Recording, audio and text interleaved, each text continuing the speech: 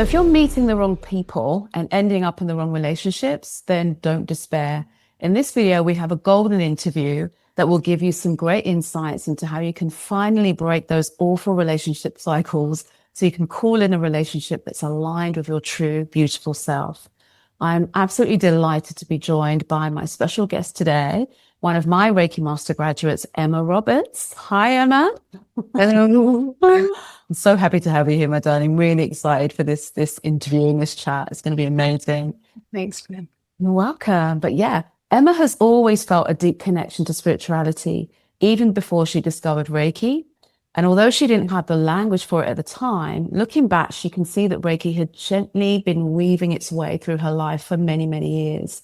Her career as a registered nurse in a busy emergency department, together with her own personal experiences, ultimately led her to embrace Reiki as both a personal practice and a professional calling. Today, Emma beautifully combines her nursing background with her own Reiki holistic therapy business, Reiki by Emma, supporting people in both clinical and holistic settings. So I am absolutely thrilled to have her here today to share her story of how spirituality and Reiki has led her to a beautiful relationship with her current partner. Welcome again, Emma. So excited to talk to you about this. Yeah. Because we spoke, obviously, as I said, you're my Reiki Master graduate. You've already had a beautiful transformation story with Reiki. And we did an interview on my channel. I'm just welcoming everybody, I've got to do this, to Awakening Airwaves. My name's Gwen Allison. I'm a Reiki Master teacher and transformational life coach. And I previously had a wonderful chat with Emma on my YouTube channel, My Spiritual Butterfly. And the story kind of ended almost with her being in this new relationship. She's like, oh. And we talked a little bit about that. And I just thought it'd be great to bring you onto this platform, onto Ready for Authentic Love, so we can share some of the things that possibly led to that relationship. So my first question, really, what I'm curious to know is, growing up, what would you say were your relationship role models? What were they like growing up? We all had, Disney, the rom-com and Mills and Boon, but in our real life, that could have been completely different. So what did you see around you as you were growing up in terms of forming your understanding of what a relationship is like? That's deep. But I'm here to be open with that. My relationship role models were not fantastic.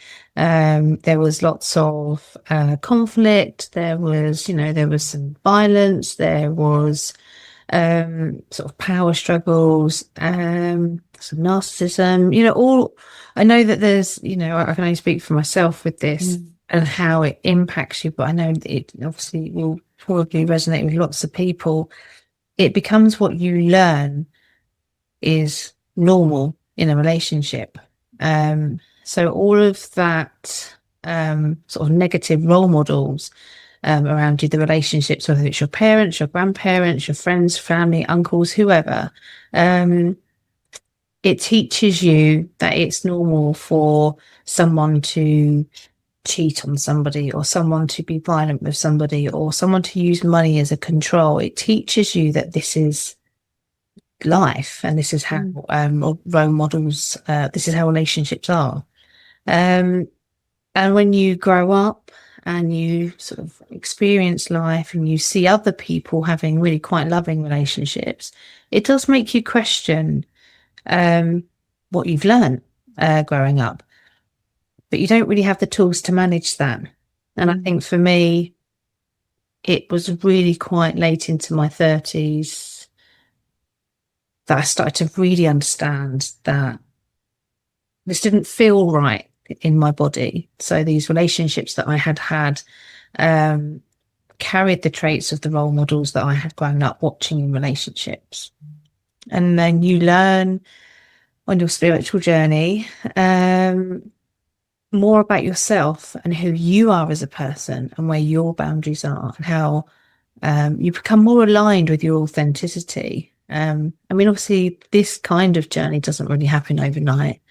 And for me, my turning point was when I started to sort of follow my Reiki journey. That's when I really started to learn about who the hell I was really. And I remember being quite angry about the fact that I'd wasted all of these years, but I have to look at it and reframe it after a while. It's actually, it wasn't wasted years, it was learning and unlearning and packing and unpacking. So I didn't have the most positive role models. There were, there were some people like my friends, mums and dads, and a couple of my friends, mums and dads, they just have quite loving relationships. I had like a full bag of people that probably shouldn't have been together that were still married after 40 years. And, some of my friends are in families where parents were married and still are married. And it's a very toxic struggle in their relationships. But when you start your spiritual journey, for me, I started to realize that that's not how I wanted my relationship to be. But it did take a lot of work. It took a lot of work. Yeah.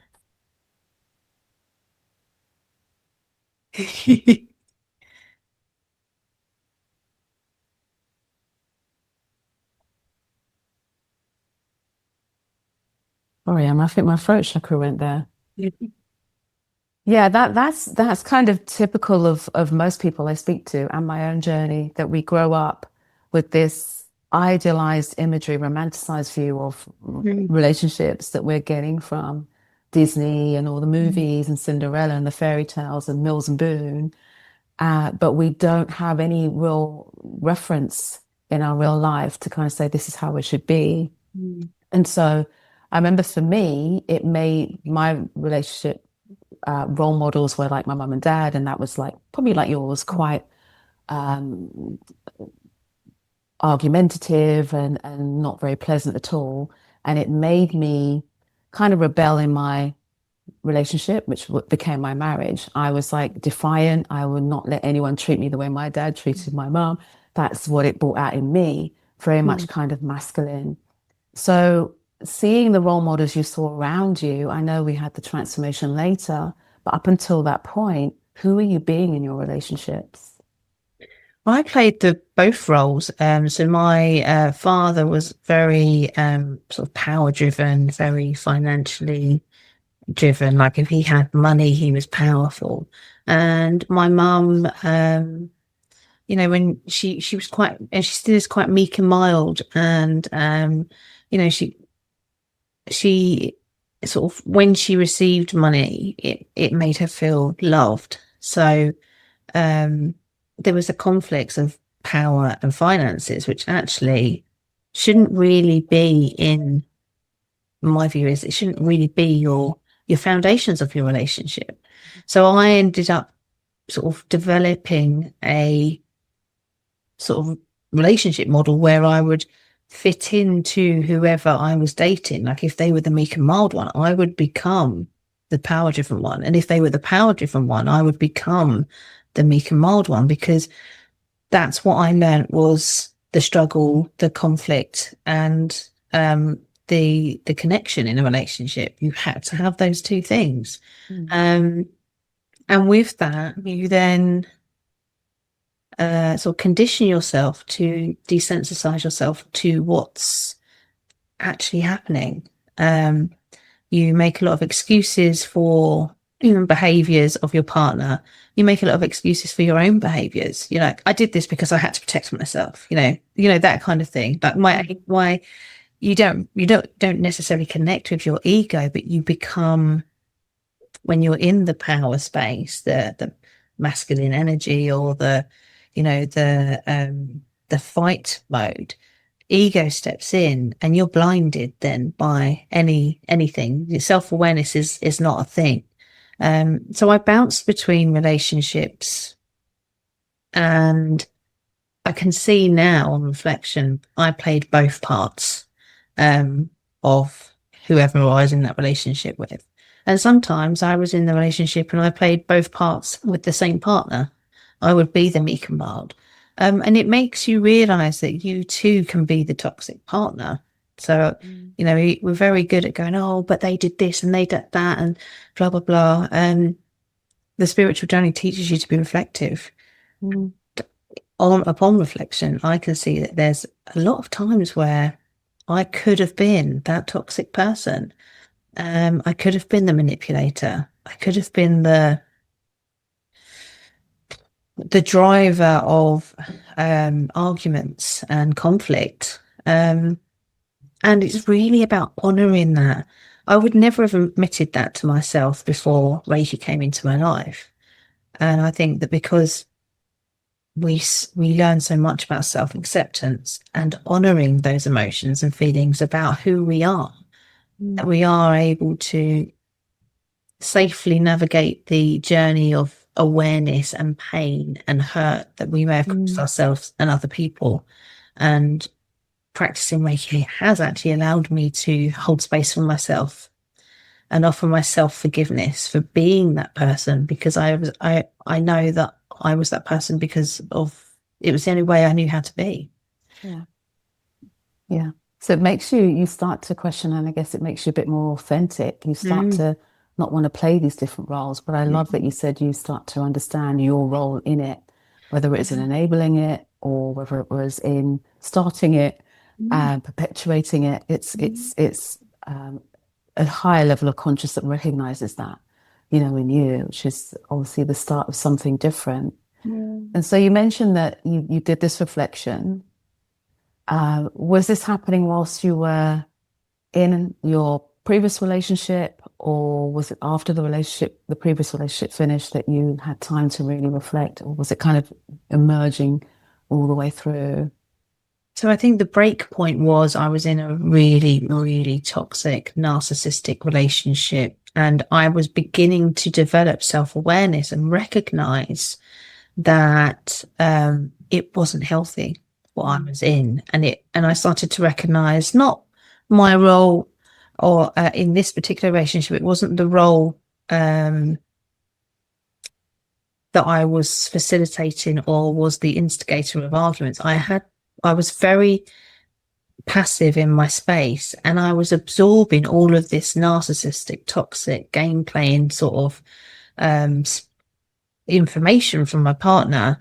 And an example would be that I was bowled over by the fact that he had a lot of finances, and he used to be very generous with his finances, but at the same time, and it's almost like I don't feel embarrassed saying this anymore because I've come to peace with it.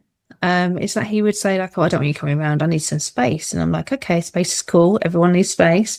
And he'd be like, "Well, I don't know if I want to be with you anymore. That's why I don't want you coming around. But I've got my ex-friend, people, whatever, another woman coming around, and I want to see how I feel about them." And I remember the situation happened, and I was like, "Well, how long do you need?" What I should have done is gone, "F you, mate, I'm off." But I was in the space of learning, and I was like, "Okay, so how long do you need?" And he went, "Oh, about 2 weeks." And I gave him 2 weeks. Wow. And then I was like, "What the actual am I doing?" And then when I sort of like when we started to speak again, so it was kind of like a no contact for 2 weeks, and it played absolute hell with me. It really did. I mean, there was lots of manipulative sort of things that happened, like even with our sexual relationship, it was like I had to be something to fit in with his requirements. It was used as a tool, and things like when it was birthdays or celebrations, he would be like, "Oh, well, I suppose we better book you something for your holiday, your birthday." And I'd be like, "Well, you don't have to bother. I'll friends." And he was like, "Well, no, if you book the restaurant, and I'll just I'll just pay for it." And it felt very insensitive. It wasn't sincere, but I'd accepted that because for me, there was a part of me that knew it wasn't okay, but there was a part of me where I was still, this is all I know. Yeah.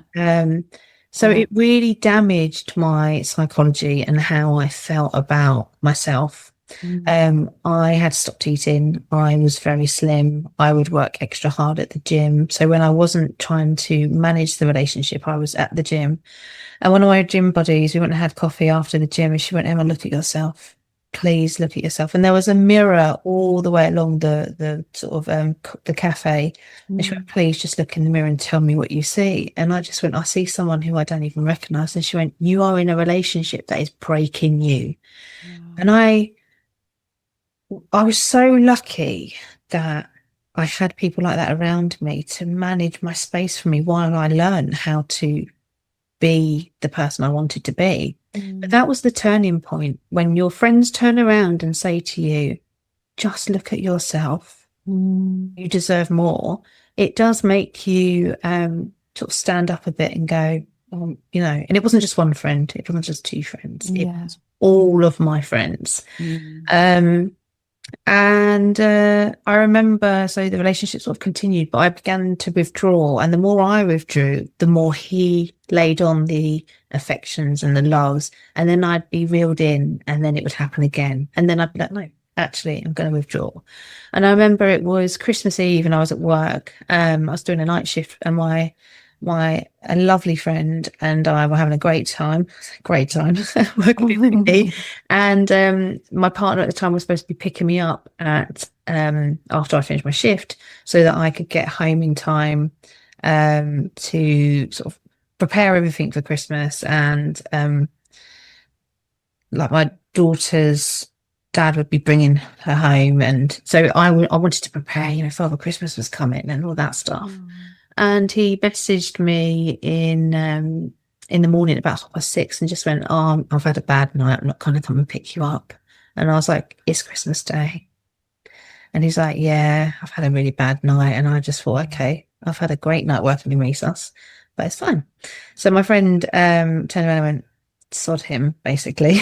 I'll take you home. And that's what happened. And it was the turning point. I was just like, oh, all the days, you know, and obviously I felt very sort of loyal to the fact that I wanted to get home for my daughter to be sort of dropped off by dad. And it was just really, it was almost like the light bulb went ding, and I was like, no, I'm done. So I didn't message him back for the whole of Christmas, the whole of Boxing Day. I went back to work, I carried on doing my shifts, and for about a week, and then he messaged me and he went, can you tell me what's going on? And I was like, yeah, we're not together anymore. Right. And that was it. And I think I didn't act on it straight away because I was questioning whether I was doing the right thing. But in my heart, in my soul, right in the bottom, I was like, who even am I? Like, where has Emma gone? Where's that feisty child, that wild one? Where has she gone? Own it. And she started to come back out again, and I was like, yeah, there she is. No, she's done. And I am naturally a character that will take a lot of crap before I act. And I know I sort of touched on it before, as a very angry person, you know, default by not liking my job. Practicing that pause in my relationship space has made me just reflect to make sure that, you know, it's coming from the right place. Yeah, so it has been, that was my turning point. That was my turning point. And that's quite a common cycle for many of us, particularly if we are the sort that likes to give to people and help people and try to see the best in people. Then we find ourselves going back and forth, you know, in it, and then something happens to come out of it. But the universe is very, very much like that. It just makes things work. If you're not meant to be there, it makes things worse and worse and worse until that final thing happens where you're like, no, this is it. How clear can it be that this is not for me? So a lot of us find ourselves going through that, but that comes with a lot of questioning of our actions, what we're doing. And then maybe this surrounding this strong desire to be in a relationship or to be chosen and all of these things. So we're flattered when they just kind of try to come back in with all the flattery and the love and the love bombing. But yeah, there's always that final moment when we're like, you know what? This is it. So it's very common, that cycle. We all do that. Yeah. And it's very true that the universe will constantly make you uncomfortable in a situation you're not meant to be in. So it just sometimes takes a little bit longer to realize that we're still unlearning what we've been taught. And this particular person has very quite extensive complex mental health needs, and obviously being in my space as a nurse, I always want to give, and I'm naturally a giver anyway. But I had that understanding, but that understanding then became a detriment to who I was. So you have to, it took me a long while to realize what was going on. And yeah, so the light bulb happened. Yeah. I was like, I'm out.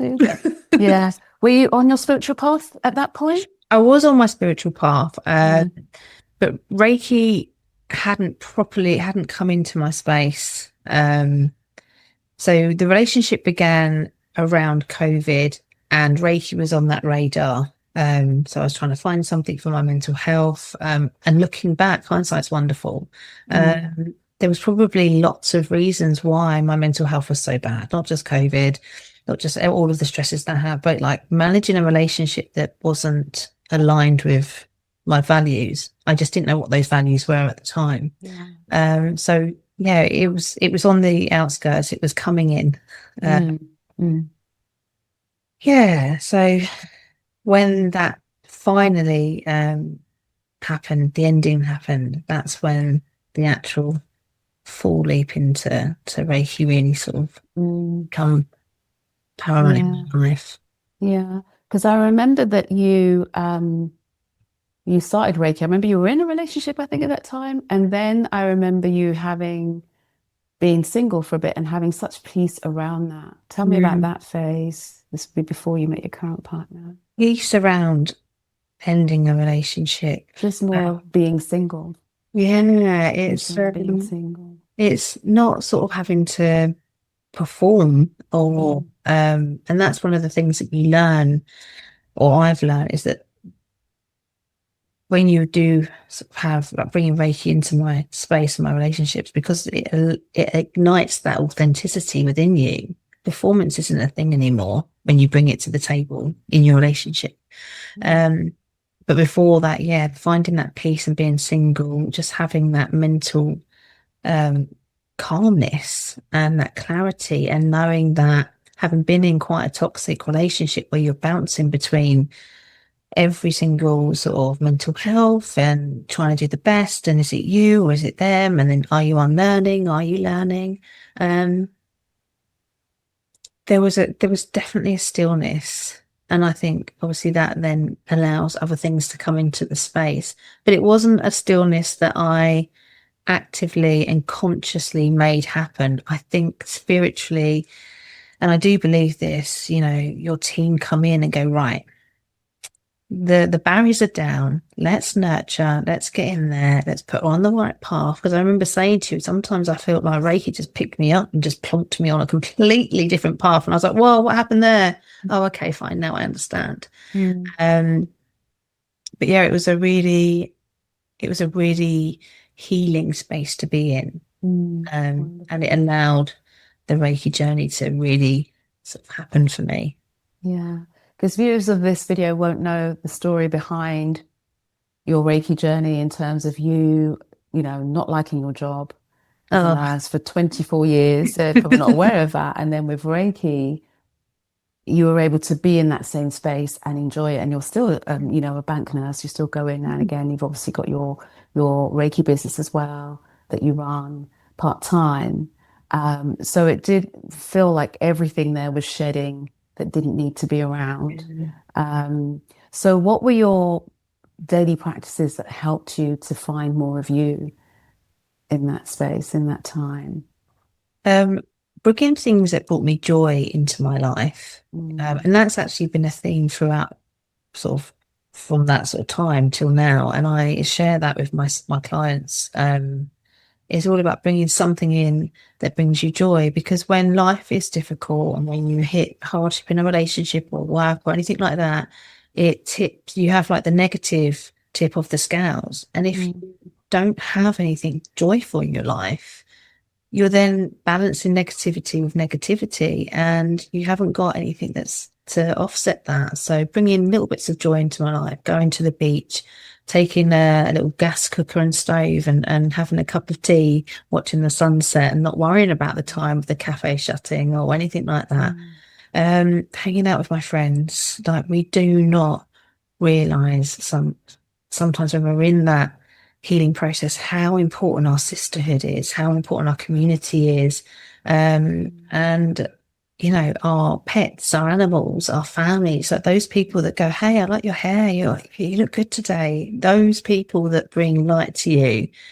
And so when I was bringing the joy into my life, when I had my down days, feeling very insecure about who I was and whether I'd be able to balance another relationship and how did that happen.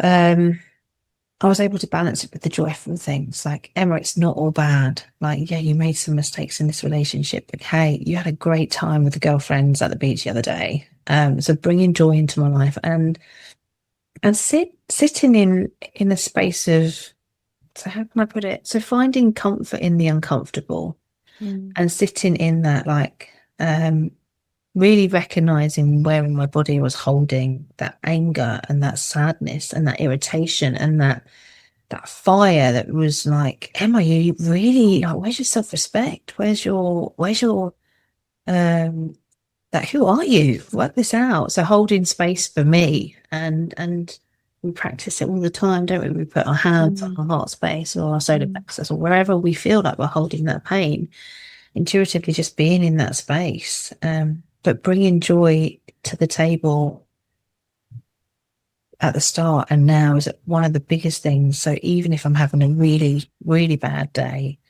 I will do something that brings joy to my table. I love that. And that's important because if you can do that when you're single, you're not then relying for the relationship to bring you that happiness. You're not putting all this load, burden on this relationship to be the one to make you happy, to be the one you then go to the beach with. You can do those things now. We have to be there for ourselves. So I'm loving that that's what you chose to do and recognized that you wanted to do, hold space for ourselves, which is, oh, it's lovely. Yeah. And it Wonderful. holds good foundations when you find that space for yourself when you're single, like you said, when you are in a relationship, you have that space for yourself, and you can invite your partner into that space and share that space together, but know that even if you're sharing it with them, you can still have it on your own. There's no rule book to how that flows. And it's just really important to know that, you know, we have to love ourselves really, and honor ourselves without having to rely on somebody else to do that. That's not saying that I don't sort of sometimes sit there with my current partner and go, hey, I'm having a really bad day. Just I need you to feed me, take me out. Yeah, so I don't think we just have to be fully independent, but we have to know that we can be. Yeah, absolutely. You do some things together, some things apart. It's important to be two whole people coming together, not just codependent on the other person for everything. So yeah, tell us a bit more about who you're being and your new relationship. You've met someone new, which is wonderful. Really happy for you. Sounds really wonderful. I mean, do you want to give us a quick, short summary of how you met, maybe? And then we'll Of move into course. what Yeah, you're and Reiki into. is a massive, massive, massive part of this. Wonderful. So obviously Reiki journeys happened, fast forward a few bits, like, you know, dated a few people, realized that I probably dated a few, without swearing, not very nice people. Dated a few assholes, and recognized that. So they were put to bed straight away, like, Great. no, this is not for me. I wish you well. Bye. That is And what would literally have happened before with the old I'd one have though? been trying constantly. Oh yeah, let me just sort of shrink down a bit and Let me change and let me change who I am so they like me for this. No. When the Reiki journey was in full swing, it was a case of here I am, and it allowed me to be more authentic. And with that authenticity came boundaries and honor, my own honor. And what I want for a partner, and I was very spiritually sort of mindset about that. I was like, you know, I need someone who's spiritually minded. This is what this is what I want and need. And these are like my desires for my relationship. I do remember actually on Reiki Master training that I came down one day and I was like, I wanted to go home. And you're like, no, you're not going home. Why? But why do you want to go home? And I was like, oh, I just want to be in a relationship. And I was like, really upset about it. But it allowed me to have that space of authenticity to sit with that and go, actually, this is really what I want now. I'm open to it. So Reiki, obviously doing the festivals and events, taking Reiki to these events, and went to a spiritual event, and I walked past this person who's an artist, and I looked at his art and I was like, oh, that's really, really good art. And I looked at him and I was like, he's nice. But it didn't really clock, but there was a real soul pull. It's almost like now I realise it was my soul that recognised him before I did. And I know for some people that'd be like, oh, that's way woo, but it really was that. It really was that.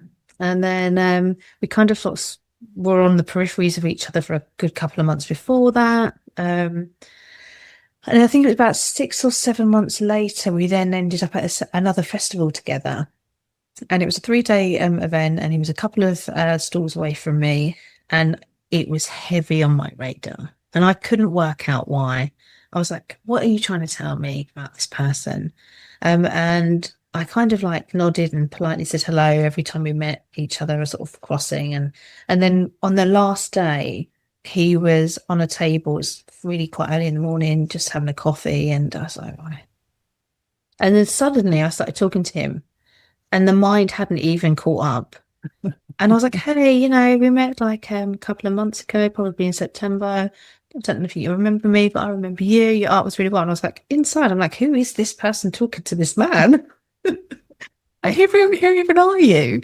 And then it kind of opened up the gates, and I was like, why did it take me to day 3 to build up the courage to talk to this person? And then the rest of the day was really lovely. We kind of like chatted quite a lot, and he came to my little Reiki sort of space and, you know, just chilled out. And then I went and was walking up and down, and he had this beautiful looking vegan curry. And I was like, wow, that smells amazing. And he just handed it to me to try some. And I was like, yeah, but you don't know where I've been. And he's like, I don't really care. And so I was like, sharing his spirit with me. Like proper cringe, I know. No, it's lovely. And then I was like, oh wow, that was really nice. And then I did actually go and get my own, which I didn't share with him. Own stew? Oh, curry. No, not my own curry. I was like, I actually will go and get this. And then when we it was sort of shut down, not shut down, like take down that evening, I took everything down, and I was buzzing. I was buzzing so much. And he walked past and he's like, oh, energy, energy, energy. And he gave me a big cuddle. And I was like, okay, this is more than just something. This is really deep seated. This is really in there somewhere. And I really sat with that. I was like, this is what they say about soul connection.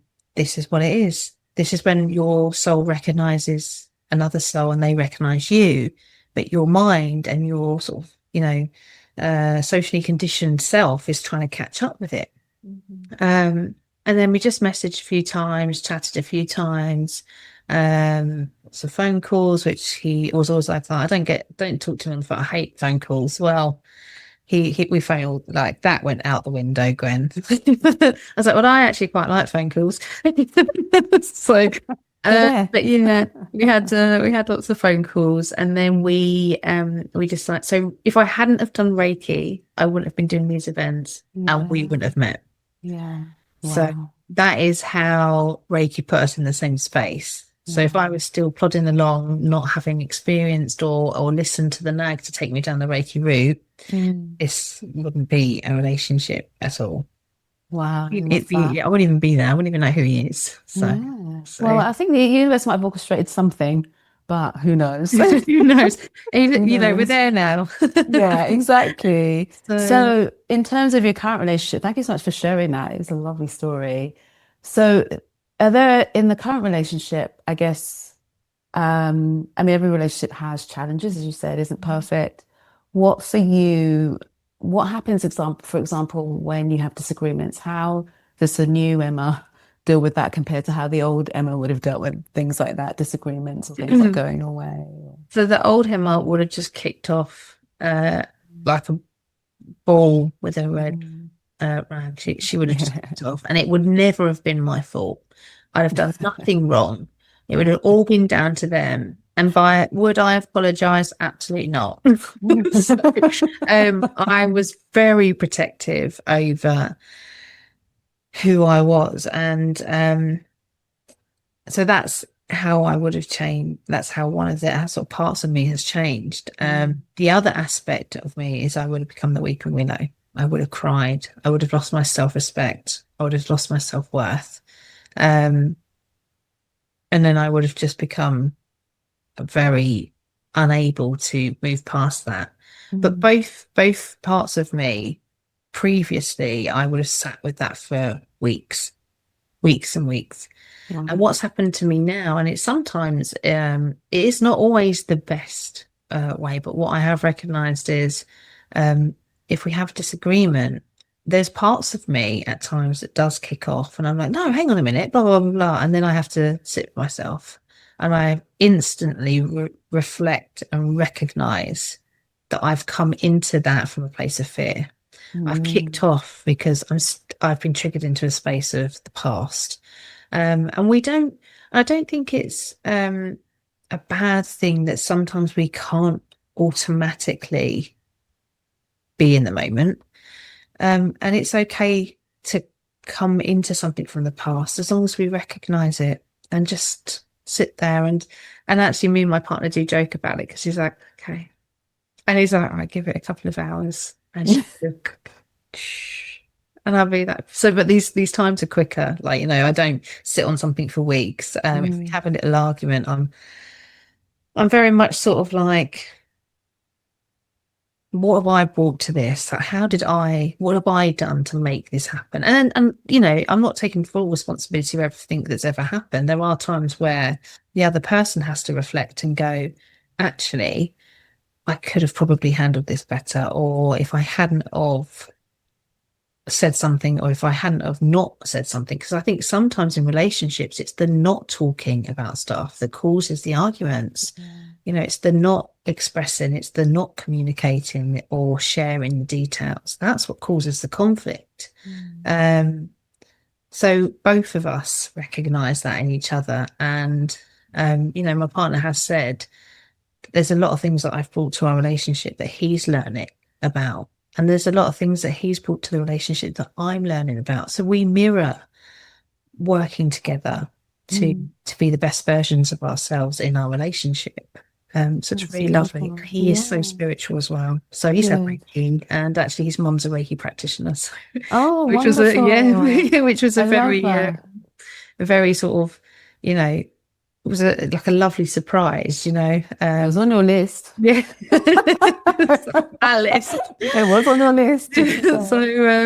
So yeah, it's really learning about me and how I feel and what my desires are and my boundaries are have allowed me to not waste energy on people who aren't aligned with me. Yeah. And invest energy in a relationship that is aligned. So my relationship that I'm in is so aligned with who I am, my values, and sharing spirituality is so important. And although it was important and it was on my list, it's even more important now. I love that. Because he's also working on himself. I'm taking it. Yeah. Because you're working on it, and then you're coming together. Yeah. But I love that allowance for the fact that sometimes you will regress, sometimes you'll feel your emotions, and that's you being human. Yeah. But the measure is, as you said, you're not staying there for long now. It's not lasting weeks. Even if someone's still in the dating phase, they might date someone, feel a bit invested, but then decide it's not for them. There might be a little bit of remorse, sadness about that, but it doesn't last as long as if they'd stayed with that person and years later then made that decision. So we're making these decisions quicker and we're reflecting faster and more deeply. So that helps. But it's lovely if he's also doing that too. And you've got a really beautiful bond there.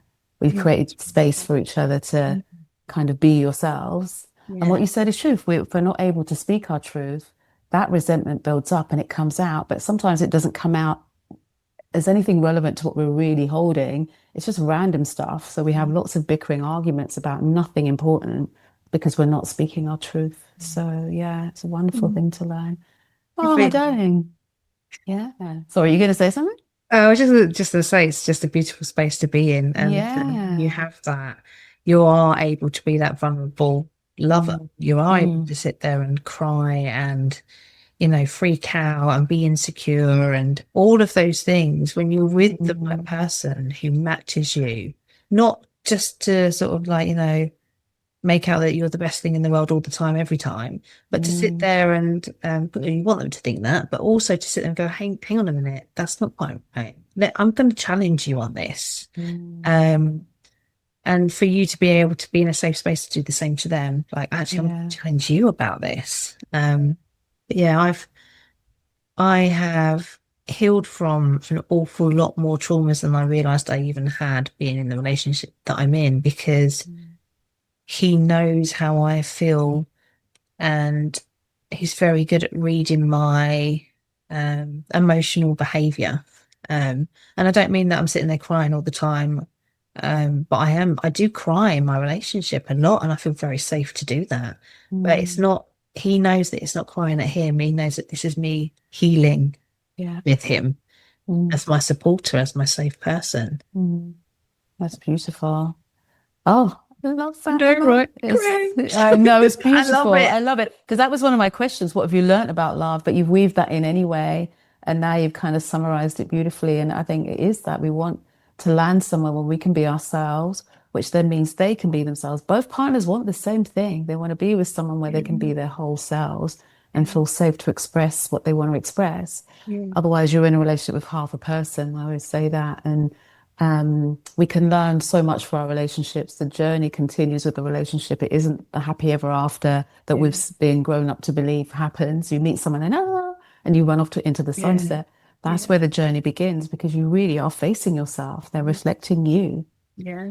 Even when we choose the narcissistic person, that's a reflection of us because we've been enabled, we've been soft, we've maybe been clingy about it, we've let go of all of our values. It is a reflection. And then we make that decision to walk away from that and work on ourselves. It's not to say right off the bat you're going to attract the right person. The universe will kind of test you, showing you some numpties initially. And Yeah. then, are we passing that are we holding true to our boundaries or are we falling into those relationships again? Is it just that we want to just be in a relationship or we want to be in a relationship as ourselves? And until then, we're prepared to wait. And Yeah. it sounded like you had all those things. Yeah, Um, it definitely has been, and it's also allowed me to question if I am in conflict in my relationship, or even if mm, I'm in conflict. It's allowed me to sit there and go, is this a red flag? Which it isn't. mm, But at the beginning, it was like, is this a red flag, or am I coming at it from a place of fear? Am I yeah. bringing a past experience into this space and Mm, using that as a foundation to how I feel? yeah. And it's really allowed me to go, actually, this is not a red flag. This Mm, is you reliving a past experience, but it's got nothing to do with what's going on. You're just triggered. yeah. No Yeah. dust about it, but you are triggered. Yeah. And that's okay. That's okay Love to that. revisit that space, but put it to bed this time because you're Mm, safe. mm, mm. Um, And yeah. how, with the safety, one of the things I've developed is a sense of accepting impermanence. That's helped me make peace with the relationship as well, because we have this thing where we meet someone and it must last forever. This is the one. And I think that puts a lot of pressure on who we're being and our Mm. expectations.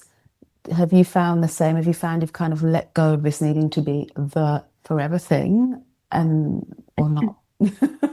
Well, it's interesting because both of us, we've kind of got this story already that, and we both feel that we have lived many lifetimes together, Mm, learning about who we are as a couple in a relationship and or in each other's space. However, our lifetimes have sort of panned out, and in this lifetime, it's our lifetime for us to spend the rest of our days together. mm, And we both feel really comfortable about that. We both feel mm. very comfortable about saying this is it for us. Wonderful. Like, And we're fully in that space, Mm, equally fully in that space. And I think mm, that's one of the things that gives us both comfort, is that I know he feels the same way as I do, and he knows I feel the mm, same way as him. mm. We have safety in that. We've Yeah. been discussed. We discussed right at the beginning what we wanted, and I was like, neither of us wanted any other children. He's very open to marriage, and I was like, I actually do want to get married. That's something that's on my list. And if it's definitely a no for you, um, then we might need to have to look at how we feel. Mm, Um, I mean, it wasn't like a be all and end all for me, but it was definitely, it's high up on my mm, list. mm. And we feel like we've traveled at the speed of light because we've got so many lifetimes to catch up on, to be in Yeah. this moment. So, but beautifully and mutually doing so. It's not one of us leading and the other one following. It's Yeah. both of us holding Yeah. hands and leaping into it together. Hmm. Um, so yeah, we've had some very frank conversations, and I think those conversations are really, really important, Yes. Yeah. to be safe and secure in your relationship. You have to have uncomfortable conversations. And I do remember Mm, at the beginning, I'd done so much work on myself. So bringing that to the table, um, I was like, this is how I feel. And mm, saying is making me feel like X, Y, or Z. And he, mm. yeah, do you know what? Maybe I'm coming from a place of sort of his own healing. I Yeah. mean, Yeah. he's such a wonderful human, and he's Oh. got so much scope to hold me. Because every day for me, I'm healing. Every single day, I will bring up you know, a part of me that I thought I'd healed, but I haven't. I mean, and he's like, gosh, right at the beginning, he's like, gosh, you're like a mudslide of screaming terror. Like, where did all of this come from? But in the most endearing way, like Yeah. never It's an just insult. joking. He's like, he loves being my safe place. Mm, He absolutely honors himself being in that masculine energy and mm, holding the space. mm, Um, and it is quite funny, Gwen, because he's like, Emma, you run an A&E department. And when we're together, it's just like you've just stopped thinking. And like, I'll be crossing the road, he'll be like, wait. Or I'll be carrying something and he'll be like, let me take that because it's going to fall. Or I'll leave the tap running. Like, and he'll be just turning it off.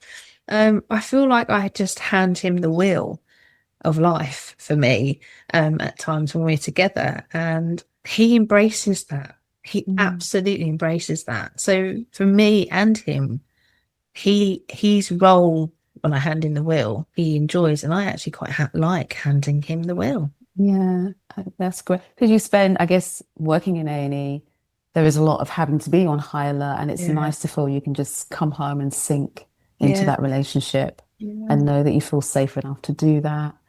It's And lovely. yeah, that safety is important, as you say, in order for us to feel we can really express ourselves, but also feel, which is one of the biggest fears that comes up for my clients and was for me, that relationship was going to end, that it's Yeah, all going to end, because that's what we've seen happen in the past, but they were yeah, ending for good reason. yeah, And so that's when we then end up not being our true selves because we're trying not to put a step wrong. We don't want to cause an argument with it. So when you can be truly yourself, you can be unhappy about something, you can, argue about something, you can cry about something. That's when you're in the right place or arms, as you say, to yeah. just surrender and be that divine feminine. And that's beautiful. It's really Yeah. interesting you should say that, because right at the beginning of our relationship, when I was talking to my guides and I was bringing in my Mm, team, and I was like, this is so exciting. Oh, it's all, overwhelm and saturation of all this beautiful, lovely hormones, and, really being in that kind of lust and mm, loving space. One of the messages that came through for me was releasing the need to control the outcome. yes. And that's what I had to really work on, because Mm, not doing that reminded me, but that's where I was in my last relationships. I mm, was controlling the outcome. I had to do mm, this, I had to do that. But mm, releasing the need to control the outcome was the biggest awakening for me in my relationship. Yeah. It doesn't mean I don't want things in it. It doesn't mean that, we don't want or we have planned marriage. We have Yeah. our vows, we've looked at all these things and we're trusting the process for the timing to happen. Yeah.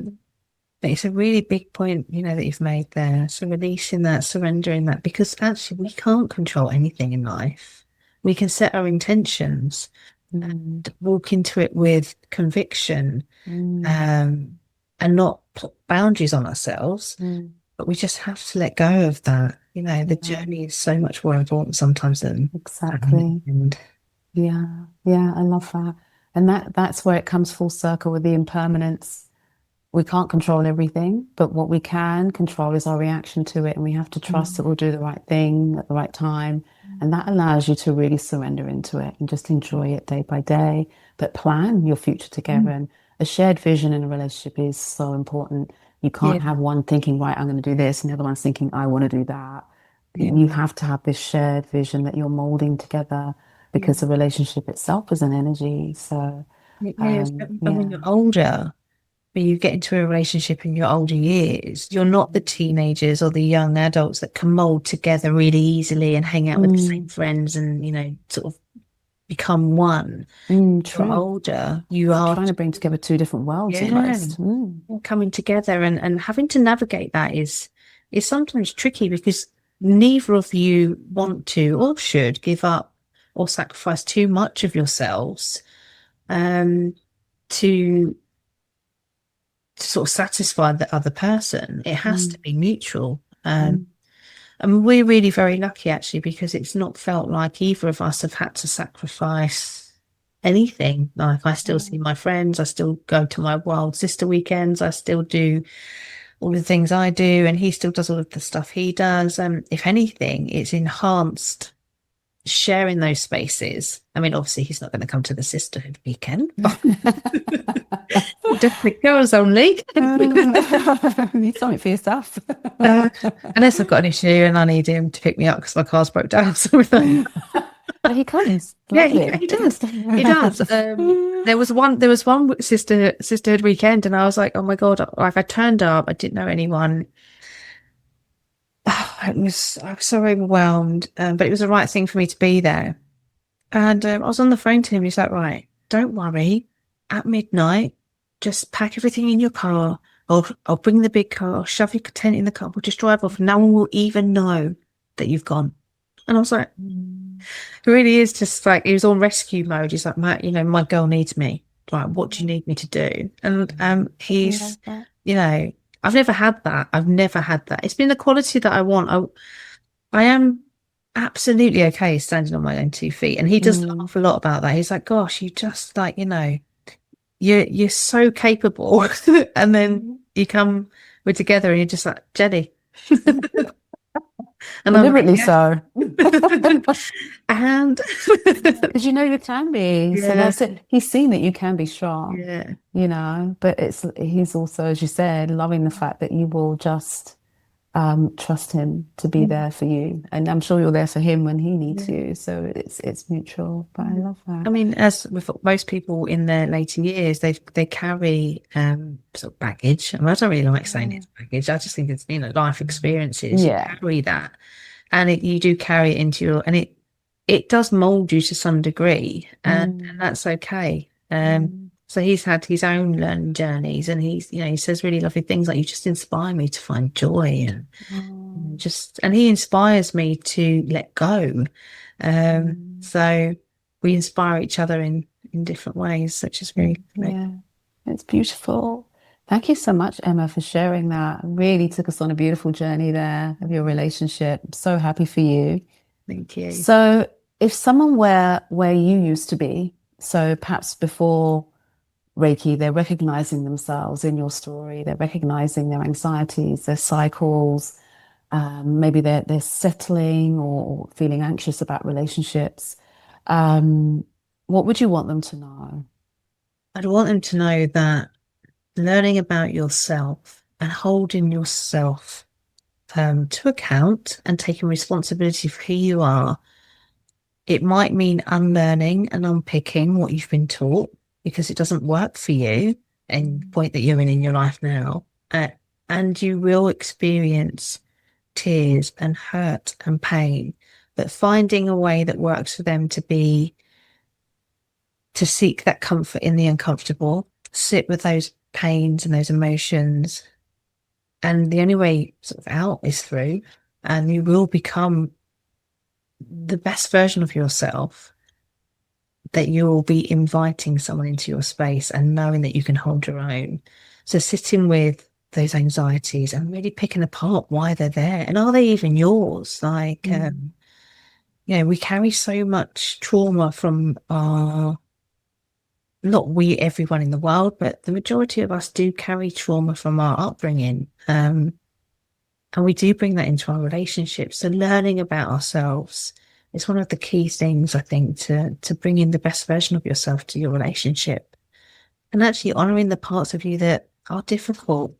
And if you're in a relationship with somebody and they're not able to hold that space for you, are they even the right person? So, yeah, just try and find comfort in that.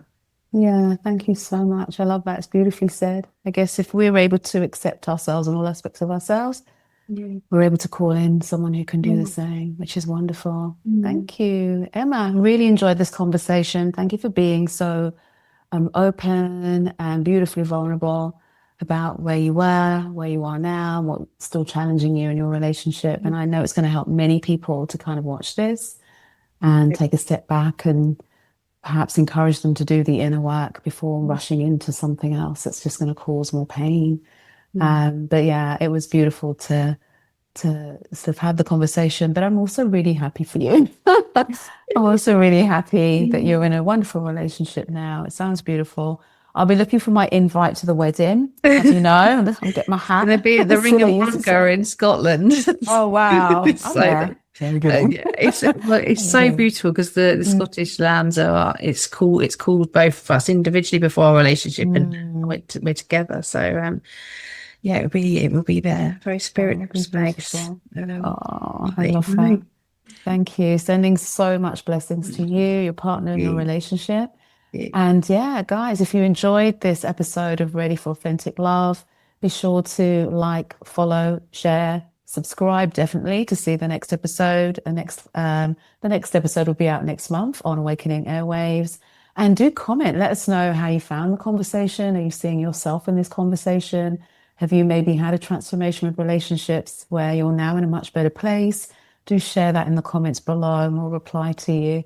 But Emma, once again, thank you so much. It was beautiful talking to you. And thank you for doing that. As I said, with such an open, beautiful heart. Thank you.